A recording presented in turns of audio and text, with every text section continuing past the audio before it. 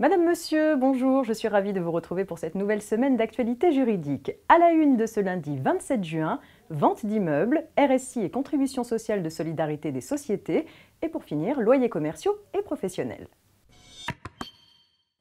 Chaque année, pour la période du 1er juin de l'année au 31 mai de l'année suivante, les conseils départementaux fixent le tarif de la taxe de publicité foncière ou des droits d'enregistrement exigibles sur les ventes d'immeubles ou de droits immobiliers.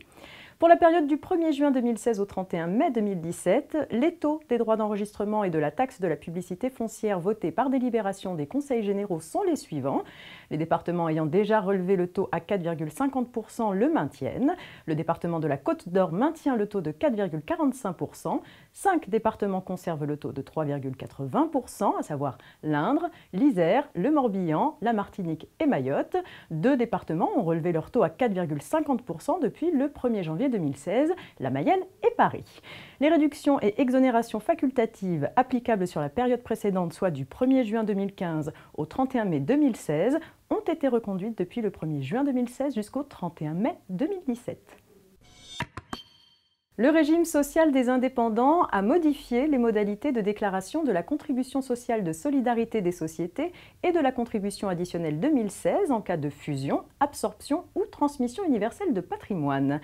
En cas d'absorption, de fusion ou de transmission universelle de patrimoine, donc, l'entreprise absorbante ou l'entreprise nouvelle doit déclarer son propre chiffre d'affaires et celui de l'entreprise absorbée sur son propre formulaire électronique. Si l'événement est intervenu avant le 1er janvier 2016, l'entreprise absorbante ou nouvelle doit déclarer les 2 chiffres d'affaires 2015 cumulés. Si le cumul de ces 2 chiffres d'affaires est supérieur à 19 millions d'euros, la société absorbante ou nouvelle est redevable de la C3S 2016, même si chacune des 2 entreprises absorbantes et absorbées n'aurait pas été soumise à la C3S sur leurs chiffres d'affaires respectifs.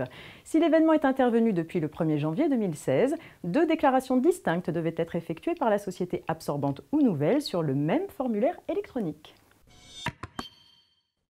Loyers commerciaux et professionnels pour terminer, l'INSEE a publié l'indice des loyers commerciaux, l'indice des loyers des activités tertiaires et l'indice du coût de la construction pour le premier trimestre 2016.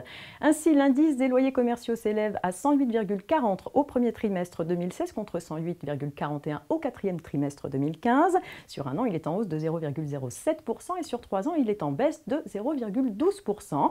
Quant à l'indice des loyers des activités tertiaires, il s'établit à 108,20. Il augmente de 0,47% sur un an et de 1,04% sur 3 ans. Enfin, l'indice du coût de la construction s'élève à 1615 au premier trimestre 2016 contre 1629 au quatrième trimestre 2015. Sur un an, il est en baisse de 1,04% et sur 3 ans, il diminue de 1,88%. Sur 9 ans, l'indice du coût de la construction est en hausse de 16,61%. C'est la fin de ce JT, je vous souhaite un excellent début de semaine.